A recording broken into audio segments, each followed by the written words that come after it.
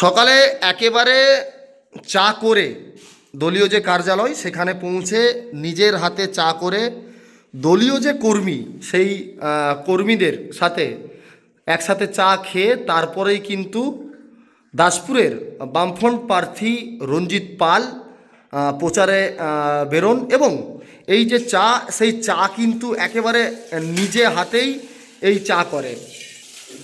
বলছি আপনাদের প্রার্থী একেবারে প্রচারে বেরোনোর আগে নিজে হাতে চা করে আপনাদেরকে খাইয়ে প্রচারে বেরোচ্ছেন, কেমন লাগছে প্রার্থীর হাতে চা খেয়ে?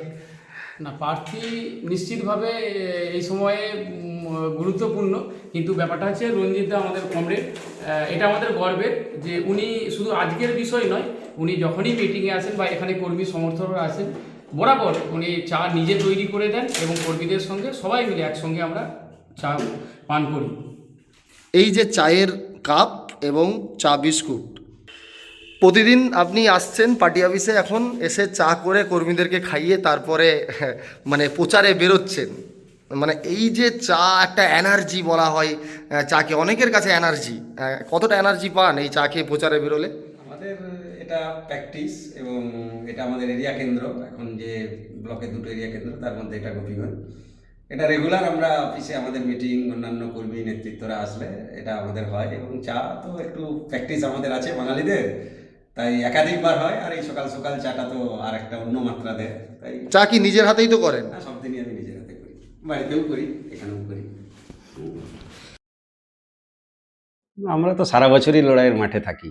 আমাদের এখানকার সমস্যা, গোটা রাজ্যের যে সমস্যা, তৃণমূল সরকারের এই 14-15 বছরের অপশাসন আপনারা যদি দেখে থাকেন গোটা বিধানসভা এলাকায়, আর যা বলছেন দাসপুর 2 নম্বর ব্লকে, আপনি সরকারি শাসক দল তারা প্রয়োজন ভিত্তিক নামে, কিন্তু বিজেপিকে তো দেখা যায় না। আর যদি দেখে থাকেন এই 5 বছর, শেষ 1-1.5-2 বছর আমরা সবসময় গরিব খেটে খাওয়া শ্রমজীবী সাধারণ মানুষের স্বার্থে শেষ দিন পর্যন্ত আমরা লড়াইয়ে ছিলাম। অতএব এটা বাড়তি আলাদা করে কিছু নেই, আমাদের লড়াই এবারে বাংলাকে গড়তে, বামপন্থার পুনরুত্থানে আমরা ময়দানে আছি।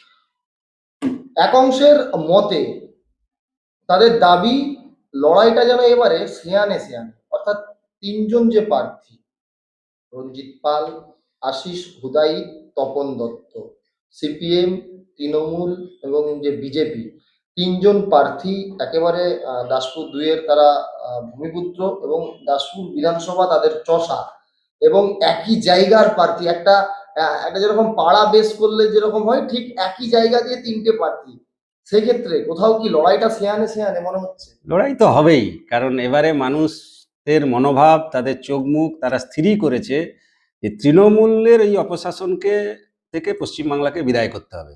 দাসপুরে ইতিমধ্যেই মানুষের মধ্যে স্লোগান উঠেছে যে দুর্নীতিতে ভরপুর তৃণমূলকে বিদায় করতে চাইছে দাসপুর। আর বিজেপি তৃণমূল তো আলাদা কোনো বিষয় নয়। অতএব লড়াইটা আগেই বললাম যে আমাদের এখানে সামগ্রিকভাবে বাংলাকে বাঁচানোর এবারের যে লড়াই, না হলে প্রতিটি ক্ষেত্রে যেভাবে পশ্চিমবাংলা পিছিয়ে গেছে, সেই খাদের কিনারা থেকে বাংলাকে যদি নতুন করে আবার গড়তে হয়, দাসপুরকে যদি গড়তে হয়, দুর্নীতিগ্রস্তদের পরাজিত করে স্বচ্ছ একটা প্রশাসন যদি গড়তে হয়, তাহলে তৃণমূল বিজেপির বোঝাপড়ার ভিত্তিকে ভেঙে দেওয়ার জন্য এবারে বাইনারি ভেঙে বিপরীতে বামপন্থাকে, লাল ঝান্ডাকে দাসপুরের মানুষ বেছে নেবে। জয় নিয়ে কতটা আশাবাদী? জয়ের জন্যই তো লড়াই, নিশ্চিতভাবেই আমরা আশাবাদী। যে বললাম যে আজকে কেমন শিক্ষা সাড়া পাচ্ছে?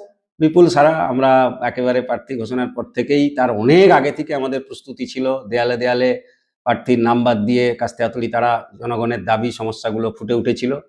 আর এখন হচ্ছে তারপরে আমাদের প্রতিদিনকার প্রচার কর্মীরা আমাদের সারা বছর যেমন মাঠে থাকে, সাধারণ কর্মী সমর্থক পার্টির বিভিন্ন স্তরের নেতৃত্বরা তারা এখনো নিবিড় রাজনৈতিক কার্যক্রমের মধ্যে আছে। প্রচারের যে মূল যে ইস্যুটা কি, আপনাদের প্রচার যে করছেন কোনটাকে সামনে রাখছেন? আমরা দেখেছি যে আমাদের শিক্ষার অবস্থা খুব খারাপ সামগ্রিক রাজ্য। আমাদের এইখানে যদি দেখেন, চাইপাট কলেজ যে কোনো সময় মাস্ট হয়ে যেতে পারে। বামফ্রন্ট সরকার দীর্ঘ লড়াইয়ের মধ্য দিয়ে যা গঠন হয়েছিল, স্কুল আছে শিক্ষক নেই, স্কুল আছে ছাত্র নেই। একটা কলেজ, সেখানে ছাত্র কমে গেছে, আবার যা আছে তার অসংখ্য ছাত্রী।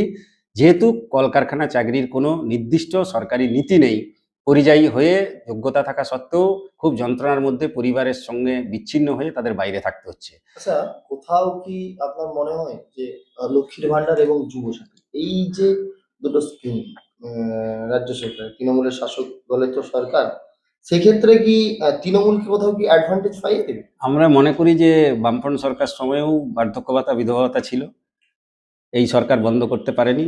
এখনো যে রাজনৈতিক প্রচারটা আছে এবং রাজনৈতিক প্রচার নির্বাচনীতে যে সুবিধাটা নেওয়ার জন্য এরা এটা প্রচার করে, আমরা মনে করেছি আমাদের বামফ্রন্টের যে নির্বাচন ইশতেহার হবে যে অধিকার বোধের চেতনা থেকে তাদের যা প্রাপ্য জনগণের ট্যাক্সের টাকায় যে মৌলিক অধিকার, তার বাইরে আমি দিচ্ছি তাই তুমি পাচ্ছ, আমি দেই তাই তুমি পাও, এই দয়া দান ভিক্ষার যে জায়গা তৃণমূল আমদানি করেছে, তার বিপরীতে সচেতন নাগরিক মহিলারা এবারে তাদের প্রাপ্য এবং অধিকার তাকে বুঝে নেওয়ার জন্য তারা লাল ঝান্ডাকে বেছে নেবে।